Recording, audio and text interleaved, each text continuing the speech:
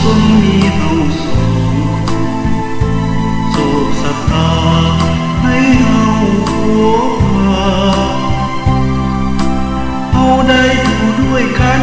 ผ่าปัญหามากมายหลายอันแต่เฮายังยึดมั่นบ่เคยเปลี่ยนแปลงนานๆเพียงใดเฮาก็อยู่อย่าบ่ยอมพัดพรากจากกันเจอปัญหาครั้งใดเฮาสู้ไปบ่ไหววัน